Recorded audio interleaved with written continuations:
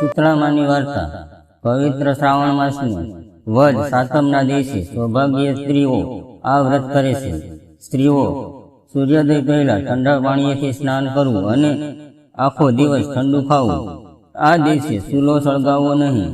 સૂલો સળગાવનાર પર શીતળામાં કોપાયમાન થાય છે. ત્યારબાદ ઘીનો દીવો કરી શીતળામાની વાર્તા કહેવી અથવા સાંભળવી. આ વ્રત કરનાર સ્ત્રી પરમ સૌભાગ્ય પામે છે. ધન ધાન અને સંતાન સમૃદ્ધિ પ્રાપ્ત થાય છે. અને આ દિવસે ફક્ત શીતળામાની વાર્તા સાંભળવાથી પણ વ્યક્તિને તમામ પ્રકારની મનોકામના પૂર્ણ થાય છે અને તેને શીતળામાના આશીર્વાદ પ્રાપ્ત થાય છે.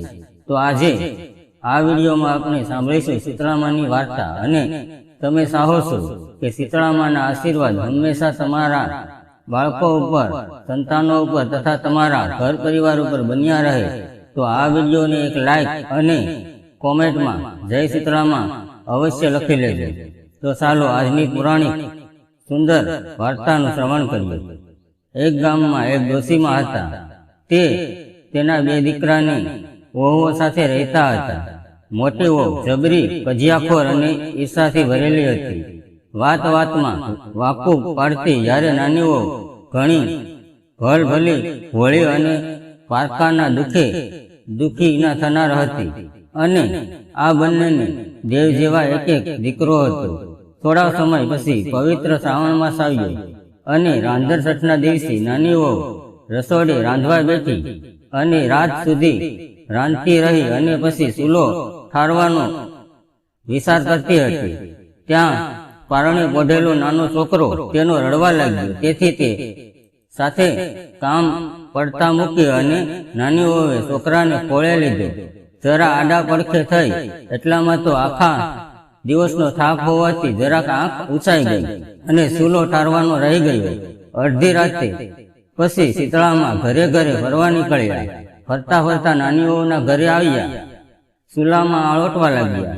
ત્યાં તો શરીરને ઠંડક વળવાને બદલે કાળી લાઈ લાગી અને શીતળામાં દાઝી ગયા. આથી માને ઘણો ક્રોધ આવી ગયો અને તરત જ નાની વહુને શ્રાપ દીધો અને કહ્યું કે મૂર્ખ સ્ત્રી, જેમ મારું શરીર બળ્યું એમ તારું પેટ બળશે. નાની વહુ સવારે ઉઠી ચૂલા તરફ નજર કરી તો ચૂલો સળગતો હતો અને પડખામાં સૂતેલો છોકરો બળીને ભડથું થઈ ગયો હતો. નાની વહુની આંખમાંથી શ્રાવણ ભાદરવો વરસવા લાગ્યો અને જાણી ગઈ કે જરૂર શીતળામાના દોષમાં આવી ગઈ હોય. માતાએ શ્રાપ આપ્યો છે.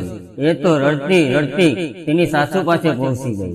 બધી વાત સાસુને કરી. સાસુએ ગળગળા અવાજે આશ્વાસન આપતા કહ્યું, "ઓ ધીરજ ધર, શીતળામા પાસે જઈને તારા છોકરાનું જીવન માંગજે. મા તો દયાળુ છે, જરૂર તારા પર કૃપા કરશે." નાની વહુ સાસુના આશીર્વાદ લઈ છોકરાને સુંડલામાં નાખી શીતળામાના રટણ કરતી કરતી જાય છે અને રસ્તામાં બે તલાવડી છલોછલ ભરેલી હતી. તલાવડીના કિનારે પક્ષીઓ બેઠેલા હતા, પણ કોઈ પાણી પીવે નહીં. મનુષ્ય કે પશુ પક્ષી કે પારેવા, જે કોઈ આ બે તલાવડીનું પાણી પીવે તો તરત જ તેનું મૃત્યુ થતું હતું.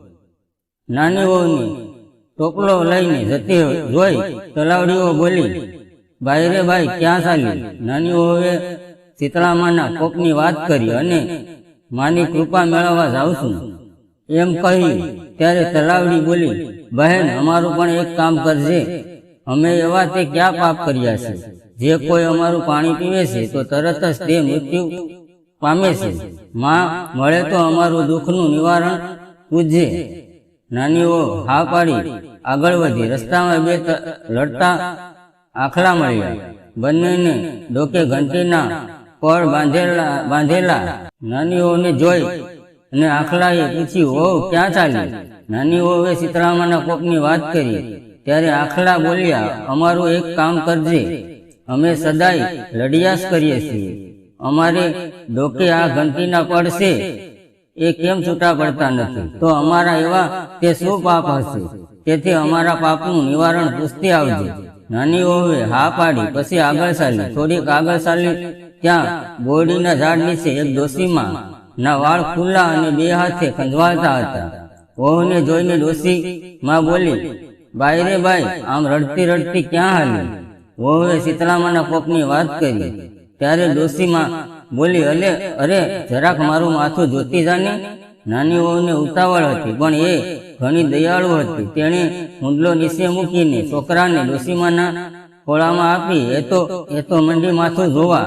જેમ જેમ વહુના હાથ ડોસીમાના માથામાંથી જીવો કાઢવા લાગ્યા, તેમ તેમ પહેલા ડોસીના હાથમાં છોકરાના શરીર ઉપર ફરવા માંડ્યા. થોડી વાર તો વહુએ ડોસીમાના માથામાંથી જીવો વીણી માથું ચોખ્ખું કરી નાખ્યું. માથામાંથી કંજવાળ ગઈ અને ડોસીમાં બોલ્યા, હાશ બહેન દીકરી, તે મારા માથામાં કંજવાળ મટાડી તેમ તારું પેટ ઠરશે. જ્યાં ડોસીમાં આટલું બોલ્યા કે તરત જ ખોળામાં છોકરો હુવા રડવા લાગ્યો. છોકરાને રોતો જોઈને વહુ તો હરખ ઘેલી થઈ ગઈ અને એમના મનમાં આનંદ સમાતો નથી. પણ થોડી વારમાં જ એને વિચાર આવ્યો કે માનો ન માનો આ ડોસીમાં શીતળામાં જ છે. તેથી તે એમના પગે પડી, બસમાં હું તમને ઓળખી ગઈ છું, મને માફ કરો માતાજી, મારી ભૂલ હું કબૂલ કરું છું. તમે મારા ઉપર દયા કરીને મને માફ કરી અને મારો દીકરો જીવિત કર્યો નહીં હોત તો મારું શું થાત? આમ કહી ઓ રડવા લાગી. ત્યારે શીતળામાં બોલ્યા, રડ નહીં દીકરી, મારું વ્રત કરનાર બધી રીતે ધ્યાન રાખવું જોઈએ. વ્રત અખંડ રહેવું જોઈએ, વિધિ પ્રમાણે વર્તતો જોઈએ. એમાં જ જરાક ભૂલ ન થાય તેનું ધ્યાન રાખવું જોઈએ. જરાય ભૂલ થઈ તો વ્રત ફળે નહીં અને સાપ લાગે, પાપ લાગે. માટે હવેથી ધ્યાન રાખજે. જા સુખી થા, મારા આશીર્વાદ છે. શીતળામાના આશીર્વાદ લઈ વહુ પોતાના સજીવન થયેલા છોકરાને ખંભા ઉપર નાખી જવા તૈયાર થઈ અને બે હાથ જોડી બોલી, માતાજી, રસ્તામાં આવતા બે તલાવડી છે. નિર્મળ જળ સલોસલ પાણી છે, ટોપરા જેવું મીઠું પાણી છે, પણ કોઈ સાલકું પણ પાણી પીતું નથી. કોઈ તલાવડી સામે જોતું પણ નથી. તેના પાપનું નિવારણ શું તે આપ દયા કરીને કહો. વહુની વાત સાંભળી શીતળામાં એ કહ્યું, બેટા, આગલા જન્મમાં એ બેય શોકીઓ હતી. બેયને વચ્ચે એવું વેરઝેર હતું કે રોજ લડાઈ કરે, ઘેરે ઘેરે દૂજાણા હતા. તેથી વલવાનું થતું. એટલે સાસ થાય અને સાસ કોઈ અડસ પડોશ લેવા આવે ત્યારે એ સાસમાં સલ પાણી નાખીને આપે. એ પાપના લીધે એનું પાણી આજે કોઈ પીતું નથી. માટે હવે તું જઈને એમાંથી કોબો ભરી પીજે, એટલે એમના પાપનો નાશ થશે. પછી તો તલાવડીના પાપનું નિવારણ સાંભળી હરે ઓ એ બે હાથ જોડી માતાજીને કહ્યું, માતાજી. ત્યાર પછી રસ્તામાં આવતા બે આખલા મળ્યા. બંને આખલા આખો દિવસ સામસામા લડિયાસ કરે છે અને બે ના ગળામાં ઘંટીના પડ લડે છે. એમના પાપનું નિવારણ શું છે તે કહો. શીતળામાએ કહ્યું, સાંભળ દીકરી, ગયા ભવમાં એ બંને દેરાણી જેઠાણી હતા. એ બે ટૂંકા મનવાળી ઘરમાં ઘંટડીઓ અને ઘંટી હતી. પણ અડોશી પડોશીને દળવા ખાંડવા આવે તો સણકા કરતી કાઢી મૂકતી, કોઈને દળવા ખાંડ દેતી નહીં. આ પાપ આજે એમને નડે છે તો તું એમની પાસે જઈ અને એમના ગળામાં બાંધેલી ઘંટીના પડ છોડીને બેયને છૂટા કરજે. એટલે પછી કોઈ દિવસ તેઓ લડશે નહીં. આમ આટલું કહી શીતળામાના આશીર્વાદ આપી અલોપ થઈ ગયા. વહુ તો પોતાના સજીવન થયેલા દીકરાને લઈ ઘરે આવવા ચાલી નીકળી. રસ્તામાં પેલા બે આખલા મળ્યા. આખલાએ કહ્યું, બાઈ રે બાઈ, સાંપલા કામ કર્યા કે નહીં? અમારા પાપના નિવારણ જાગ્યા? વહુએ કહ્યું, ગયા જન્મમાં તમે બે દેરાણી જેઠાણી હતા. ઘરમાં ખાંડણીઓ ઘંટીઓ હોવા છતાં કોઈને દળવા ખાંડ દેતા ન હતા અને રણકા કરી કાઢી મૂકતા હતા. તે પાપ આજે તમને નડે છે અને તેથી તમે બંને આખો દિવસ લડ્યા કરો છો. આમ કહી વહુએ બંનેના ગળે બાંધેલી ઘંટીના પડ છોડી નાખ્યા અને બંને લડતા બંધ થઈ ગયા. વહુ તો ત્યાંથી આગળ ચાલી. આગળ જતા રસ્તામાં પેલી બે તલાવડીઓ પાસે પહોંચતા વહુએ તલાવડીના આગલા જન્મની વાત કહી અને કહ્યું, બહેન, ભગવાન પાસે ચોકસા ન્યાય છે કે જે જેવું કરે છે તેવું ભરે છે. એ ભાવના ક્યારેય ભૂલવી નહીં. ખાખરો વાવવાથી ખીચડી મળે નહીં. દૂધમાં અને પાણીમાં એ માનવો ભૂલશો નહીં. માટે હવે ધ્યાન રાખજો બહેનો, ભૂખ્યાને અને દુખિયાને જે યથાશક્તિ પ્રમાણે મળે તે આપજો. આ ઓવે ખોબો ભરીને તલાવડીમાંથી પાણી પીધું અને કહ્યું, ભગવાન તારું ભલું કરે. અને આટલું બોલતા આકાશમાંથી પંખીઓ ટોળે તલાવડી ઉપર ઉતરી પડ્યા. પશુઓ પાણી પીવા આવવા લાગ્યા. આ જોઈ બે તલાવડીઓ આનંદથી ઉઠી ઘેરે જવામાં મોડું થઈ જશે એમ વિચારી ઓ છોકરાને લઈ ચાલી ઘરે આવીને સાસુમાના ખોળામાં છોકરો આપી કહ્યું, સાસુમા, શીતળામાના મન ઠર્યા, અમારા પેટ ઠર્યા. માએ અમને વહાલ કર્યા, નાના બાળ જીવતા કર્યા. શીતળામાના વ્રત અમને ફળ્યા. સાસુ તો પોતાના પુત્રને સજીવન થયેલો જોઈને ખુશ થઈ ગઈ. વહુને વહાલ કરી ધન્યવાદ આપ્યો. આ બાજુ જ્યાં જેઠાણીએ જાણ્યું કે નાની વહુ છોકરાને સાબડીમાં નાખી શીતળામા પાસે ગઈ અને સજીવન થયો, એ તો ઈર્ષાથી બળીને રાખ થઈ ગઈ. આ વાતને ઘણો સમય થઈ ગયો. દિવસો વીતવા લાગ્યા. પછી પાછો શ્રાવણ માસ આવ્યો અને રાંધણછઠનો દિવસ આવ્યો. આ દિવસે જેઠાણીને થયું કે હું પણ દેરાણીના જેવું કરું, આથી મને પણ શીતળામાના દર્શન થશે. એ તો રાત્રે સૂલો સળગતો રાખી સૂઈ ગઈ. મધરાત થતા શીતળામાં ફરતા આવી પહોંચ્યા અને સૂલામાં આળોટવા લાગ્યા. આથી એમનું શરીર દાઝી ગયું. એમને ગુસ્સે થઈને શ્રાપ આપ્યો, જેવું મારું શરીર બળ્યું એવું એનું પેટ બળશે.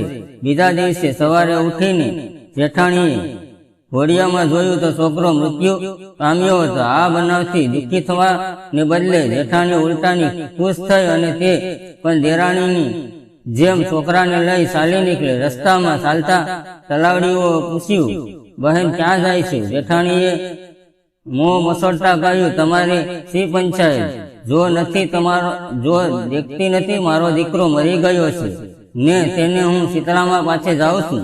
તે તલાવડીએ કહ્યું, બહેન અમારું પણ કામ કરતી આવજે. જેઠાણીએ તો ધળ દઈને ના કહી ત્યાંથી આગળ વધી.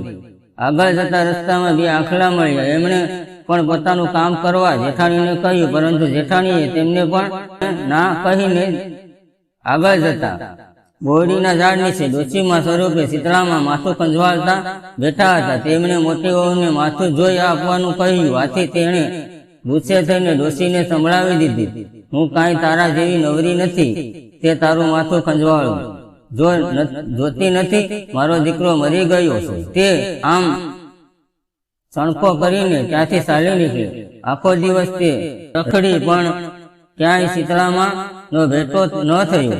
જંગલના ઝાડવા ફરી વળી પણ જેઠાણીને ક્યાંય શીતળામાં જોવા ન મળી. આથી રોતી કકટી છોકરાને મરેલો લઈને ઘરે પાછી ફરી. માટે બહેનોને દેખાદેખી કે કોઈની ઈચ્છાથી બળીને એવું કોઈ કાર્ય ન કરવું કે જેથી જેઠાણીનું જેવું થાય. કર્મો આપણે કરીએ છીએ અને તેનું ફળ આપણે ચોક્કસ ભોગવવું પડે છે. કોઈનું સારું થતું હોય તો ટાપુટીપું કરીને કામ કરી છૂટવું, પણ નકારો ન કરવો.